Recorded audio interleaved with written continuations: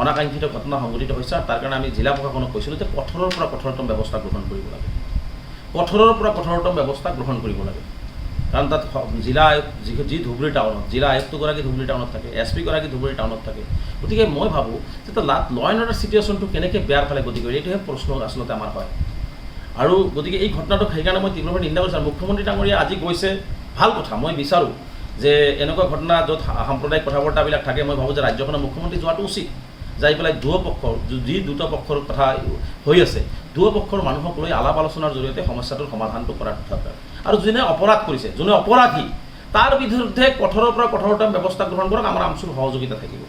গতিকে ইয়াত সেইকাৰণে মুখ্যমন্ত্ৰী ডাঙৰ আৰু দুটা কথা, ভয়ানক কথা মুখ্যমন্ত্ৰী ডাঙৰীয়া প্ৰেছ মিটত মই চাইছোঁ যে মুখ্যমন্ত্ৰীয়ে কৈছে যে তাত বাংলা লিখি পোষ্টাৰিং কৰা হৈছে। যদি বাংলা লিখি ধুবুৰীত পোষ্টাৰিং কৰিছে দেশ, এইটো মই ভাবোঁ যে দেশখনৰ কাৰণে, ৰাজ্যখনৰ কাৰণে সাৰ্বভৌমত্বৰ প্ৰতি ভাবুকি।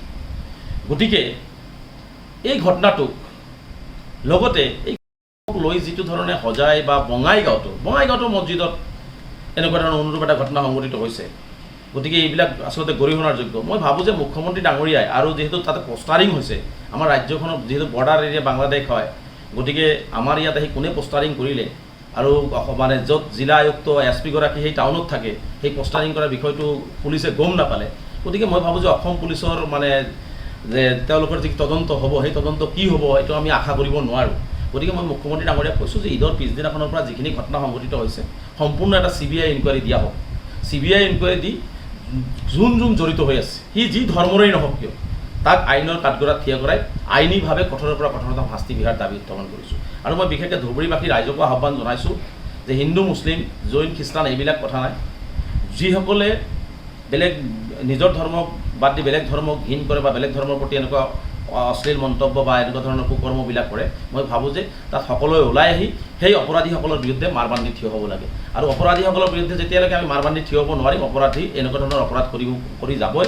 গতিকে চৰকাৰে কি কৰিব নকৰিব চৰকাৰৰ বিষয়বস্তু, কিন্তু আমি সাধাৰণ নাগৰিক হিচাপে আমি ভাবোঁ যে আমি অসমীয়া হিচাপে আমি প্ৰতিজন মানুহৰ যাতে ধৰ্মীয় ৰীতি নীতি পৰম্পৰা সুৰক্ষিত হৈ থাকে, যাতে কোনো আঘাত নহয়, বা এই ধৰ্মীয় আৱেগ অনুভূতিক লৈ যাতে সংঘাত নহয়, তাৰ কাৰণে মই ভাবোঁ যে সৰ্বসাধাৰণৰ ৰাইজ ওলাই আহি এইবিলাক সমস্যা সমাধান কৰাৰ কাৰণে মই আহ্বান জনাইছোঁ। অনাকাংক্ষিত ঘটনা সংঘটিত হৈছে আৰু তাৰ কাৰণে আমি জিলা প্ৰশাসনক কৈছিলোঁ যে কঠোৰৰ পৰা কঠোৰতম ব্যৱস্থা গ্ৰহণ কৰিব লাগে, কঠোৰৰ পৰা কঠোৰতম ব্যৱস্থা গ্ৰহণ কৰিব লাগে। কাৰণ তাত জিলা আয়ুক্ত যি ধুবুৰী টাউনত, জিলা আয়ুক্তগৰাকী ধুবুৰী টাউনত থাকে, SP গৰাকী ধুবুৰী টাউনত থাকে। গতিকে মই ভাবোঁ যে ল এণ্ড অৰ্ডাৰ চিটুৱেশ্যনটো কেনেকৈ বেয়াৰ ফালে গতি কৰে, এইটোহে প্ৰশ্ন আচলতে আমাৰ হয়। আৰু গতিকে এই ঘটনাটোক সেইকাৰণে মই তীব্ৰভাৱে নিন্দা কৰিছোঁ। মুখ্যমন্ত্ৰী ডাঙৰীয়া আজি গৈছে, ভাল কথা। মই বিচাৰোঁ যে এনেকুৱা ঘটনা য'ত সাম্প্ৰদায়িক কথা বতৰাবিলাক থাকে, মই ভাবোঁ যে ৰাজ্যখনৰ মুখ্যমন্ত্ৰী যোৱাটো উচিত। যাই পেলাই দুয়োপক্ষৰ যি দুটা পক্ষৰ কথা হৈ আছে, দুয়োপক্ষৰ মানুহক লৈ আলাপ আলোচনাৰ জৰিয়তে সমস্যাটোৰ সমাধানটো কৰাৰ দৰকাৰ। আৰু যোনে অপৰাধ কৰিছে, যোনে অপৰাধী, তাৰ বিৰুদ্ধে কঠোৰৰ পৰা কঠোৰতম ব্যৱস্থা গ্ৰহণ কৰক, আমাৰ আমচুৰ সহযোগিতা থাকিব। গতিকে ইয়াত সেইকাৰণে মুখ্যমন্ত্ৰী ডাঙৰ আৰু দুটা কথা, ভয়ানক কথা মুখ্যমন্ত্ৰী ডাঙৰীয়া প্ৰেছ মিটত মই চাইছোঁ যে মুখ্যমন্ত্ৰীয়ে কৈছে যে তাত বাংলা লিখি পোষ্টাৰিং কৰা হৈছে। যদি বাংলা লিখি ধুবুৰীত পোষ্টাৰিং কৰিছে দেশ, এইটো মই ভাবোঁ যে দেশখনৰ কাৰণে, ৰাজ্যখনৰ কাৰণে সাৰ্বভৌমত্বৰ প্ৰতি ভাবুকি। গতিকে এই ঘটনাটোক লগতে এই লৈ যিটো ধৰণে সজাই বা বঙাইগাঁৱতো মছজিদত এনেকুৱা ধৰণৰ অনুৰূপ এটা ঘটনা সংঘটিত হৈছে। গতিকে এইবিলাক আচলতে গৰিহণাৰ যোগ্য। মই ভাবোঁ যে মুখ্যমন্ত্ৰী ডাঙৰীয়াই, আৰু যিহেতু তাতে পোষ্টাৰিং হৈছে, আমাৰ ৰাজ্যখনত যিহেতু বৰ্ডাৰ এৰিয়া বাংলাদেশ হয়, গতিকে আমাৰ ইয়াত আহি কোনে পোষ্টাৰিং কৰিলে, আৰু মানে য'ত জিলা আয়ুক্ত SP গৰাকী সেই টাউনত থাকে, সেই পোষ্টাৰিং কৰাৰ বিষয়টো পুলিচে গম নাপালে। গতিকে মই ভাবোঁ যে অসম পুলিচৰ মানে যে তেওঁলোকৰ যি তদন্ত হ'ব, সেই তদন্ত কি হ'ব এইটো আমি আশা কৰিব নোৱাৰোঁ। গতিকে মই মুখ্যমন্ত্ৰী ডাঙৰীয়াক কৈছোঁ যে ঈদৰ পিছদিনাখনৰ পৰা যিখিনি ঘটনা সংঘটিত হৈছে, সম্পূৰ্ণ এটা CBI ইনকুৱাৰী দিয়া হওক। CBI ইনকুৱাৰী দি যোন জড়িত হৈ আছে, সি যি ধৰ্মৰেই নহওক কিয়, তাক আইনৰ কাঠগড়াত থিয় কৰাই আইনীভাৱে কঠোৰৰ পৰা কঠোৰতম শাস্তি বিহাৰ দাবী উত্থাপন কৰিছোঁ। আৰু মই বিশেষকৈ ধুবুৰীবাসী ৰাইজকো আহ্বান জনাইছোঁ যে হিন্দু, মুছলিম, জৈন, খ্ৰীষ্টান এইবিলাক কথা নাই। যিসকলে বেলেগ নিজৰ ধৰ্মক বাদ দি বেলেগ ধৰ্মক ঘিণ কৰে বা বেলেগ ধৰ্মৰ প্ৰতি এনেকুৱা অশ্লীল মন্তব্য বা এনেকুৱা ধৰণৰ কুকৰ্মবিলাক কৰে, মই ভাবোঁ যে তাত সকলোৱে ওলাই আহি সেই অপৰাধীসকলৰ বিৰুদ্ধে মাৰবান্ধি থিয় হ'ব লাগে।